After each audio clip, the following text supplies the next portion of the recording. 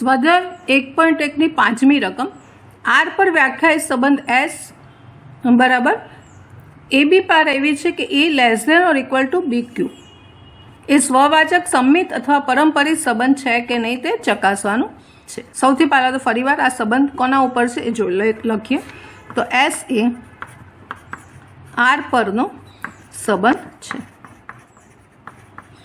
માટે એ બી પાર છે એટલે A belongs to R B belongs to R અને A less than or equal to B cube હોય તો એ બી પાર એ આરમાં એસમાં અહીંયા એસમાં છે.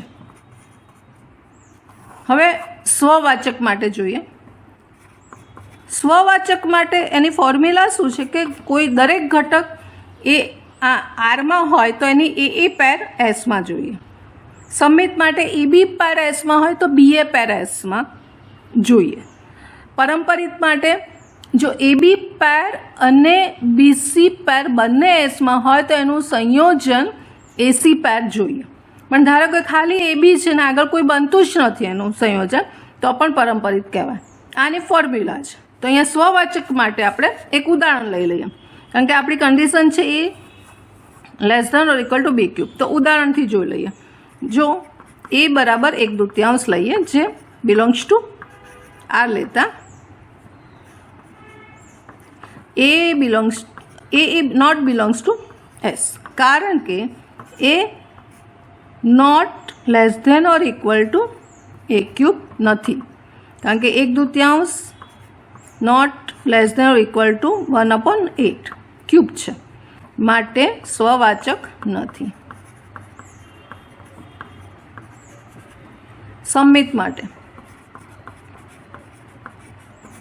તો સંમિત માટે પણ એ બરાબર 1 બી બરાબર 2 લઈએ તો એ બી પાર બિલોંગ્સ ટુ એસ એટલે કે 1 2 બિલોંગ્સ ટુ એસ લેતા A less than equal to B cube છે જ બરાબર 1 લેસ ધેન ઇક્વલ ટુ 8 છે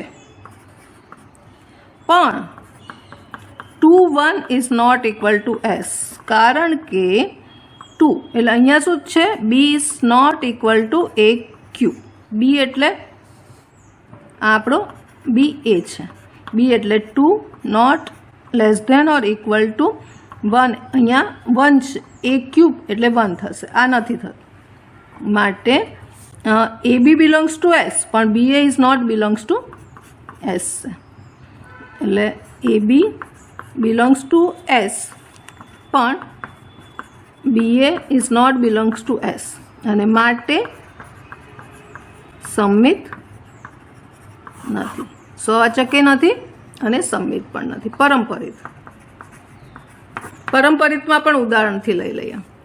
ધારો કે એ બાબત 10 લઈએ બી બાબત 3 સી બાબત 2 માટે આપણે એ બી પાર બિલોંગ્સ ટુ એસ એટલે કે 10 અને 3 બિલોંગ્સ ટુ એસ અને બીસી પાર બિલોંગ્સ ટુ એસ એટલે 3 અને 2 બિલોંગ્સ ટુ એસ માટે અહીંયા આપણી condition A less than equal to B cube B less than equal to C cube એ પૂરું થાય છે. 10 less than or equal to 27 અને અહીંયા 3 લેસ ધેન ઇક્વલ ટુ 8 એટલે આ ફૂલપૂર્ણ થયું.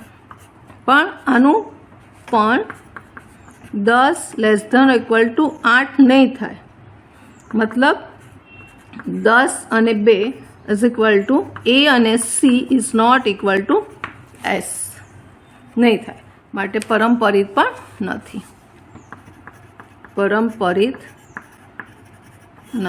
ત્રણેય નથી. સ્વવાચક સંમિત અને પરંપરિત નથી. સ્વાધ્યાય 1.1 ની 6ઠી રકમ આવી છે કે સાબિત કરો કે ગણ 1 2 3 પર વ્યાખ્યાયિત સંબંધ આર બરાબર 2 પેર આપી છે 1 2 2 1 સંમિત છે પરંતુ સ્વવાચક કે પરંપરિત નથી. અહીંયા જે ગણ આર આપ્યો છે આર બરાબર આપેલું છે આપણને યાદી આપી છે 1 2 અને 2 1 એ કોના ઉપરનો સંબંધ છે અને આપણે એ ધારી લઈએ કે એ બરાબર 1 2 3 પરનો સંબંધ છે. અહીંયા ક્લ્યુ નથી આપી ડાયરેક્ટ યાદી આપી દીધી છે એટલે હંમેશા ખબર છે આપણને કે આ સંબંધ છે એ ઉપગણ A ક્રોસ A હોય, જેના ઉપર આધારિત હોય, જેના ઉપર વ્યાખ્યાયિત હોય એના ઉપર હોય. હવે આપણે સ્વવાચક જોઈ લઈએ. એમ કીધું છે સ્વવાચક નથી, તો સ્વવાચક માટે 1 બિલોંગ્સ ટુ A. એ ગણમાં 1 છે, બરાબર, પણ એની પોતાની સાથેની pair 1 1 is not belongs to R, સંબંધમાં નથી, માટે સ્વવાચક નથી. સંમિત માટે 1 2 બિલોંગ્સ ટુ R, બરાબર, આ છે. અને એના માટે રિવર્સ 2 1 પણ આરમાં છે, 2 1 પણ આરમાં જ છે, રિવર્સ પેર પણ છે. AB બિલોંગ્સ ટુ R, તો BA બિલોંગ્સ ટુ R છે, અને માટે સંમિત છે, સંમિત વિધેય સંબંધ છે. પરંપરિત માટે 1 2 બિલોંગ્સ ટુ R અને 2 1 બિલોંગ્સ ટુ R, બરાબર. આનું સંયોજન છે AB બિલોંગ્સ ટુ R અથવા તો XY બિલોંગ્સ ટુ R અને YZ બિલોંગ્સ ટુ R, પણ 1 1 નોટ બિલોંગ્સ ટુ R. આ બંનેનું સંયોજન 1 1 નોટ બિલોંગ્સ ટુ R, માટે પરંપરિત સંબંધ નથી. સ્વાધ્યાય 1.1ની 7મી રકમમાં સાબિત કર કે કોલેજના ગ્રંથાલયમાં ના બધા જ પુસ્તકોનો ગણ A પર વ્યાખ્યાયિત સંબંધ R X અને Y પેર એવી છે કે X અને Y આ પુસ્તકો છે, X પુસ્તક અને Y પુસ્તકના પૃષ્ઠો એટલે કે પાના, પેજની સંખ્યા સમાન છે. તો એ સામ્ય સંબંધ છે એમ સાબિત કરવાનું છે. હવે સામ્ય સંબંધ ક્યારે બને કે જ્યારે સ્વવાચક, સંમિત અને પરંપરિત ત્રણેય સંબંધ હોય તો સામ્ય સંબંધ કહેવાય. તો અહીંયા આપણે ત્રણેયને સાબિત કરવું પડશે કે એ સ્વવાચક છે, સંમિત છે અને પરંપરિત છે, તો આપણે એને સામ્ય સંબંધ સાબિત કરી શકીશું. હવે સૌથી પહેલાં આ R સંબંધ છે તે A પરનો સંબંધ છે, બરાબર. R A એને સમજીશું પહેલાં. R A પર, A એટલે પુસ્તકોનો ગણ પરનો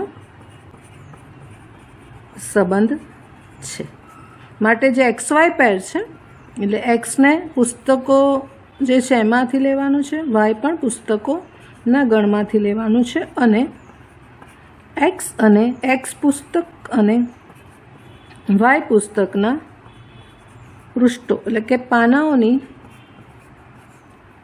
સંખ્યા સમાન હોય તો X અને Y એ પેર આરમાં છે. આ આપણો સંબંધ આપેલો છે. હવે સ્વવાચક એટલે XX પેર આરમાં જોઈએ. એટલે XX પેર આરમાં ક્યારે થાય તો આ કન્ડિશનનું પાલન થાય કે ના X અને Xના પૃષ્ઠોની સંખ્યા સમાન હોય. એટલે આપણે સ્વવાચક માટે જોઈ લઈએ કે છે કે નહીં. હવે અહીંયા દરેક જે પુસ્તક છે એટલે X પુસ્તક ધાર્યું કે દરેક X બિલોંગ્સ ટુ A માટે આ કન્ડિશન X માટે X અને X એક જ પુસ્તક છે, બરાબર.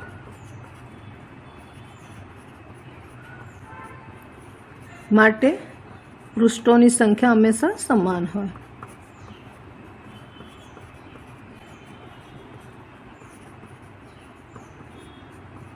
માટે આ કન્ડિશનનું પાલન થઈ ગયું, માટે XX pair belongs to R અને માટે સ્વવાચક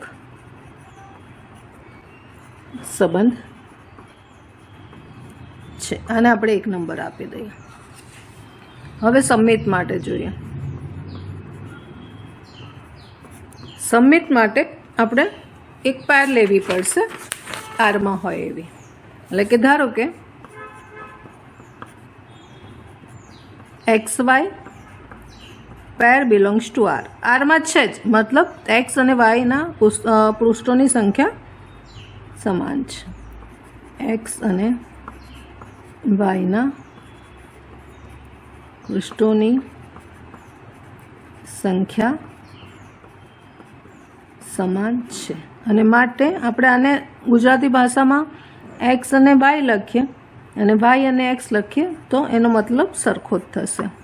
માટે વાય અને એક્સના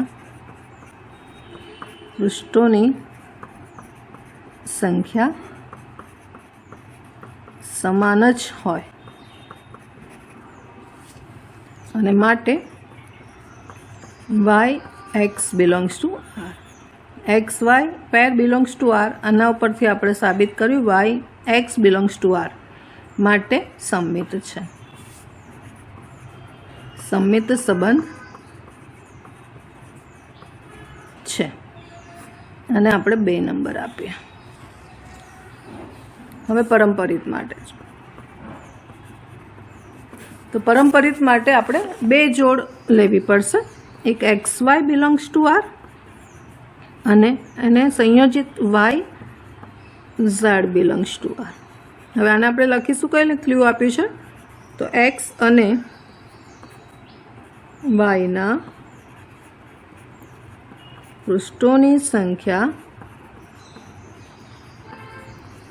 સમાન છે.